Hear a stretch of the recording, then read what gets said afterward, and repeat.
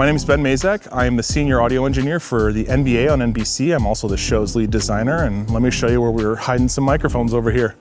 I'll take you to the net first. I think the biggest question I always get asked is, how do you guys get the swish? Where does the swish come from? And it comes from what's probably the most important mic on the entire court. Right up here, it's a lavalier microphone. It's a DPA 4060. Oftentimes on these shows, there are other broadcasts, so this mic here actually belongs to one of the other broadcasts, but mine's right there. It's a DPA 4060. That mic gets the swish. It also gets a lot of the clangs and screaming, yelling you can hear from the players. You know, a lot of times my approach to mixing in general is very aggressive. I like to hear the sounds of what's happening right here, and you always get like, you know, and that's what that mic is picking up. It's an omni microphone, so it means it picks up everything around it, not just in front of it. And then on the back side of the backboard, we've got right there and right there. Those are AKG C411s. They're contact microphones.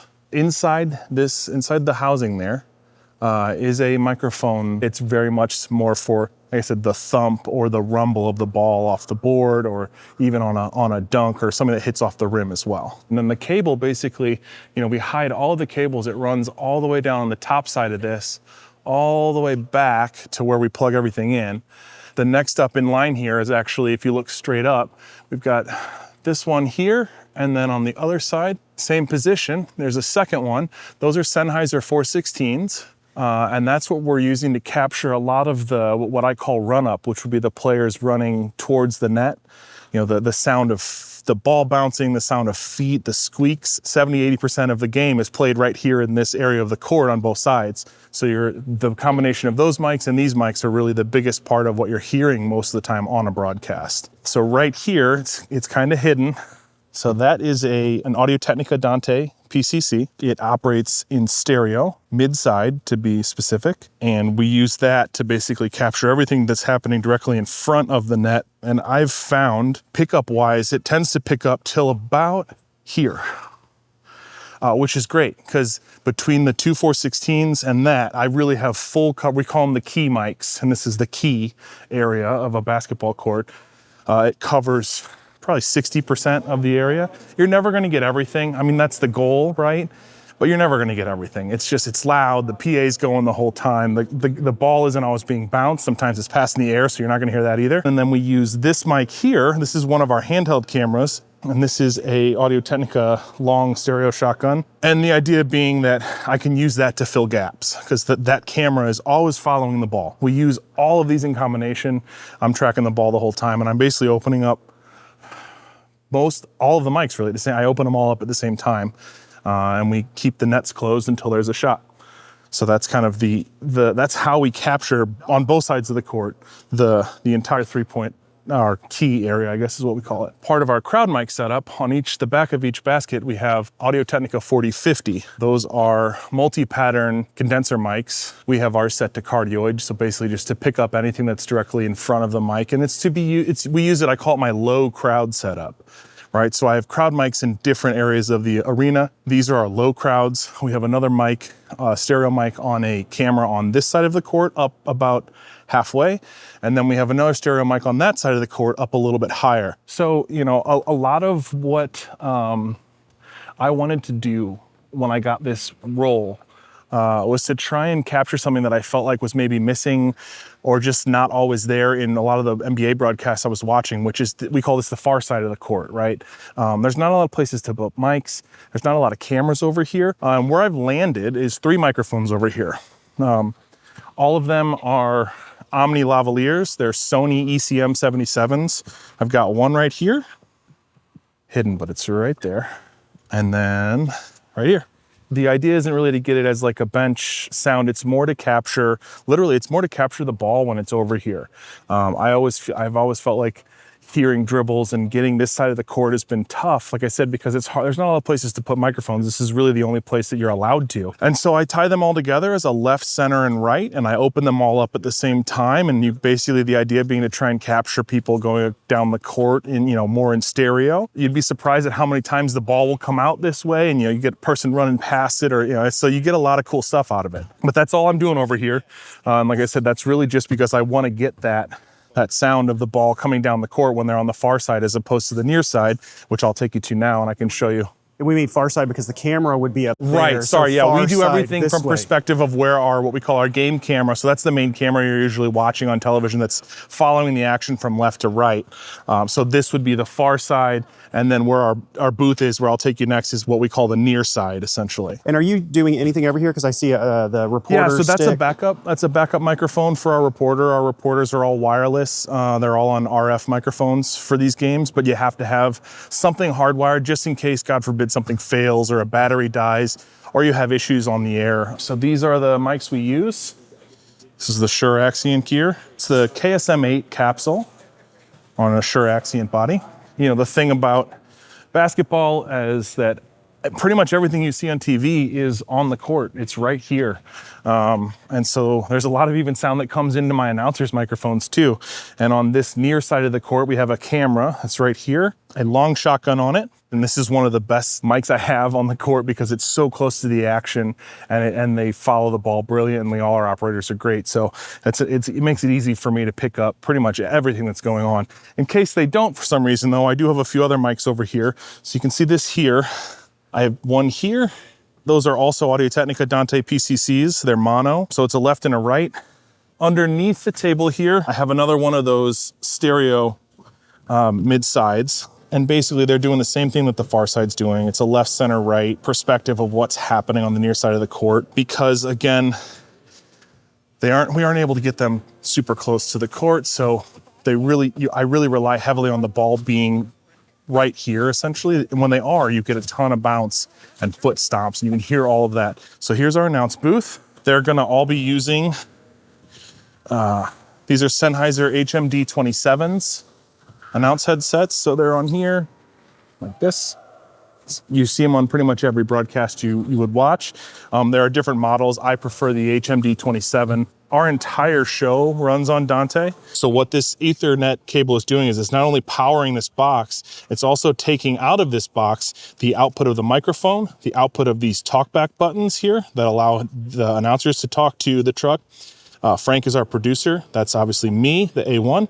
And then we also have a stats person, and they're able to speak directly to that person to get, you know, say an update on the stats of what's happening in the game or maybe something that's going on elsewhere. But all of those, including the microphone and including the program, the information coming into the box to their ears is all delivered over one Ethernet cable. These all hit one large network. I think we're upwards of 120 plus devices between truck devices and devices on the court that we're running in our show. So what do we have here? This is an RTS digital belt pack, or a DBP. There's two of these here.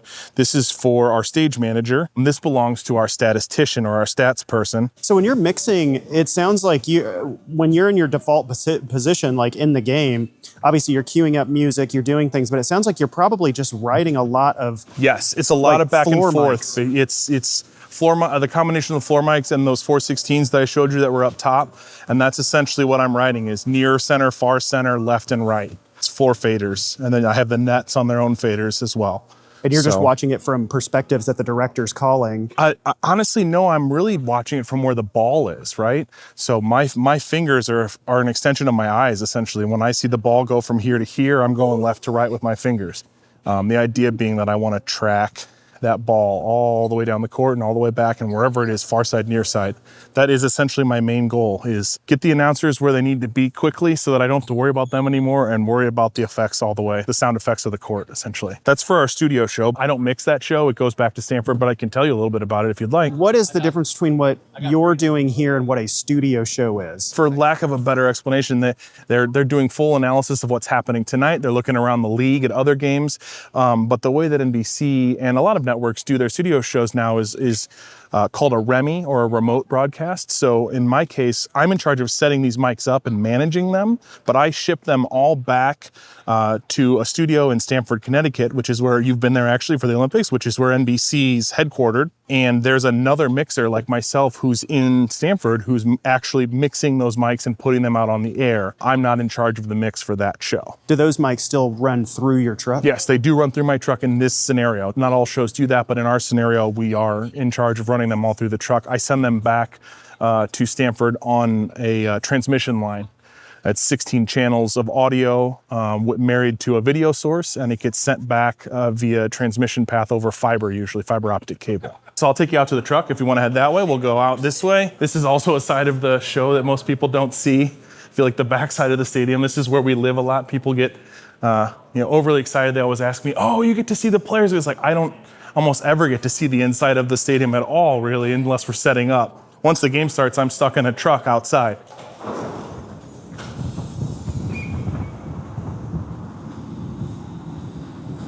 Still sunny out. It's rare I get to see the sun too. So these are our trucks. They're provided to us by NEP. The name of our truck is SS10. You can see they've actually kind of built and wrapped it for our show. So you'll see a lot of NBC and basketball branding on it. One of the most important things is getting the truck connected to the building. The way we achieve that is every building has what's called an I/O, or a head end room. Here it is. I/O stands for input output. In these rooms is a collection of everything that's inside the building. The majority of my show, being that it's all Dante driven, is actually brought into the house through fiber optic cable, or fiber, for us to achieve what we need to between the cameras and the video feeds and the audio feeds that are in the building. This actually, I'll stop here just for a sec. This is my I/O on the truck. So this is where all of our fiber optic cable comes to. You can see a lot of those same cables land here. And then we have some copper analog cable over here as well. This is where a lot of it ends up or starts out at. And welcome to my home. So this is where I will be for the remainder of the day. This is the CalRec Argo console. These are relatively new in the industry. It's got a 60 fader layout times 2. It's 120 faders total. It contains everything you hear on television for a basketball game for the NBA on NBC. Real quick, to go back to kind of what we talked about in the I/O room, all that stuff hits over here in my patch field. Everything you see this way is all analog copper. Anything you see this way is all AES or MADI, which are just different ways to deliver digital audio sources in and out of the truck. And as you can see, there's a variety of patch cables thrown for a number of different reasons. A lot of them on this show revolve around comms, communications inside of the building, or from our truck to the NBA in Secaucus, New Jersey, actually. They have comms to every arena, and we are responsible for hooking them up so that my truck can talk to their official people. How long does it take to set up the truck? Like, what was your day like today? So today, the game tip-off is at 6:30. We were in at 7 a.m. this morning. I have a main crew of 3 A2s. They're essentially my assistant audio engineers. They help implement everything that we saw on the truck. They install it all. I design it, but they're the ones that are actually physically placing everything and connecting cables and making sure that everything on that end is good. We'll be here from 7 a.m. This morning until 10:30 or 11 p.m. tonight. We're actually staying in the building and doing the game here tomorrow as well. If we weren't, we'd probably not leave until closer to midnight or 1. Like I said, they're responsible for hooking everything up that we showed you outside, and then I'm responsible for taking it from the patch bay to this thing, right? This is the control center. A lot of times people, especially my mom and dad, they always call it the spaceship, right? And it does kind of look like a spaceship, but really all it is every fader does the same thing. There's just a lot of them. So the way that this board specifically works, I have 12 layers. If you could take these and basically multiply them out, right? So this is layer 1. There are 12 layers of faders times 120 times 2.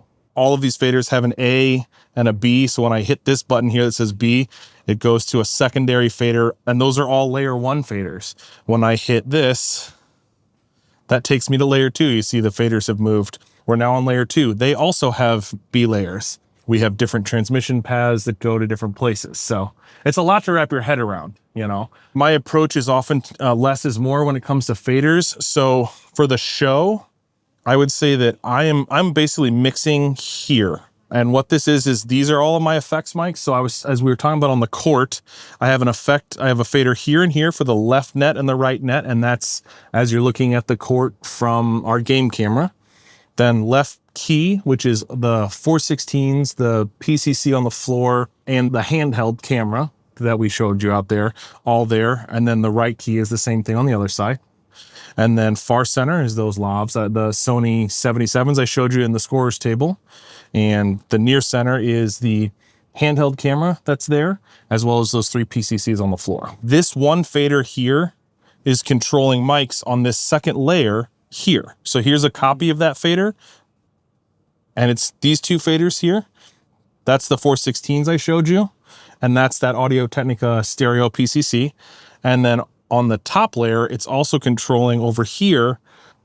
That's the handheld camera right there. The same thing for the crowd mics. So the mics that are on the backs of the baskets are here, left net crowd, right net crowd. This is the left and right side of one of the cameras that are up high. And this is a stereo fader of the other camera. We do mix this show in 5.1 surround sound. The reason I have multiple sets of crowd mics is to be able to pan them to different areas of the sound field, as we call it. So the crowd mics that are on the nets, I think I was explaining that I have those because they bring a lot of energy because they're lower, they're closer to the crowd. I bring those and I put those in the rears, so you hear things behind you all the time. The crowd mics on the cameras are a little bit less focused, so they go forward. I happen to like the way that also collapses down to stereo, right? So it's super important that we're listening in stereo as well as in surround, because not everyone has a 5.1 listening source at home.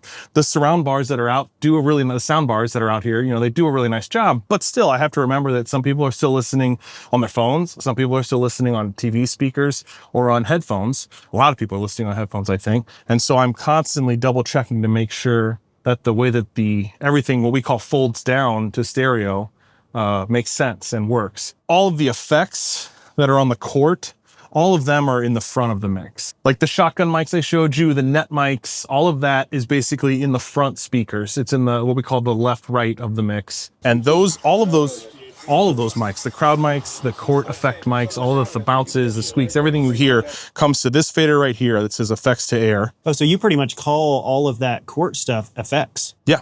Yeah, Why exactly. Is that? Honestly, that's the term we use. They're in TV, they're either called effects, as in sound effects, right? Which I know takes a different definition in video games and here's a perfect example. So sound effects, they take a different definition in TV as they do in movies or video games. But for us, that's the sound of the game. We call them effects, or sometimes they will call them NATs. NATS, like natural sound. But yeah, the whole show is here, and I won't make it too loud, but bring it up. You can hear balls bouncing and come down. There you go. And I assume that you probably have this as a snapshot on your entire board. So you go from Boston, now you're in Oklahoma, next week you're going to be in Dallas. Yeah. So when your A2s in different places put all these mics out there, and you turn it on for the first time and put that fader up, what do the different courts sound like? It's absolutely fascinating how different they all sound. Some of it has to do with crowd involvement.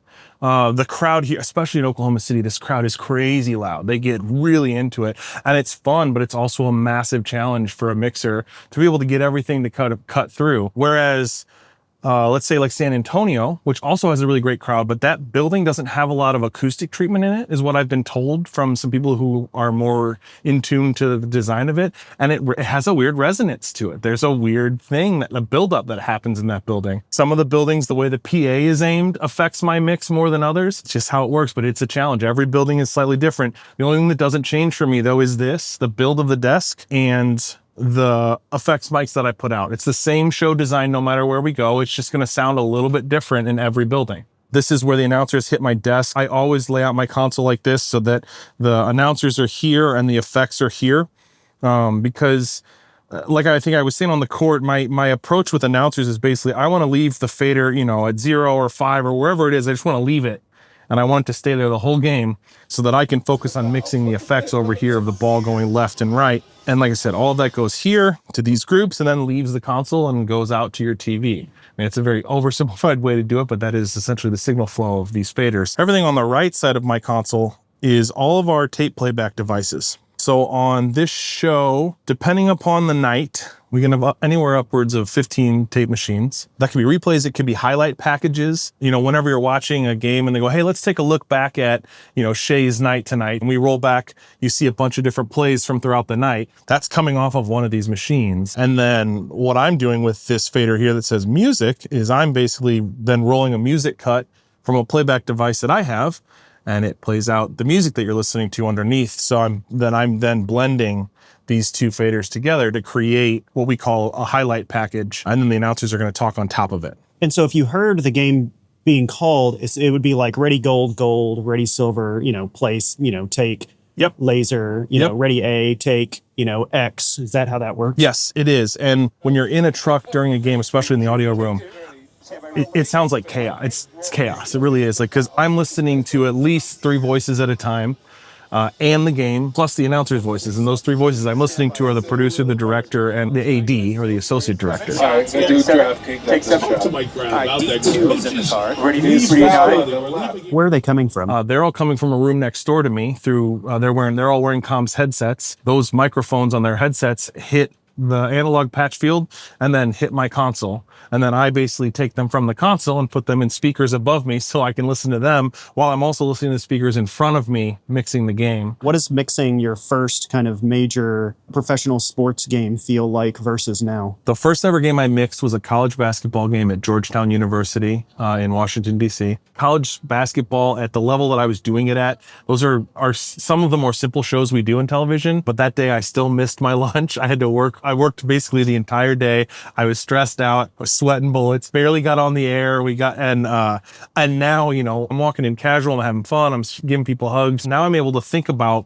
what can I do differently tonight? Can we try something? Can we experiment? Where can I shove a microphone tonight? Or where, maybe we could point this mic here instead of here and see what that sounds like. How much does audio bring to this? Like, if this was not this robust of a setup, what do you think the experience would be for viewers at home? When you start to pare down a setup, especially with what I'm trying to do, I think what you end up doing is taking the feel of the size of the show down. The people like tonight, my entire goal is going to be making the viewers at home feel how loud it is in this building. And that's a challenge for sure.